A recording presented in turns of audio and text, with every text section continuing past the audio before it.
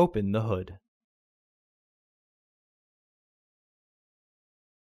Use the hood prop rod to support the hood. The air filter is located here. Disengage the fasteners. Lift the housing and free the tabs from their catch. Remove the old filter and clean out the excess debris in the housing. Make sure the tabs are secure in their catch.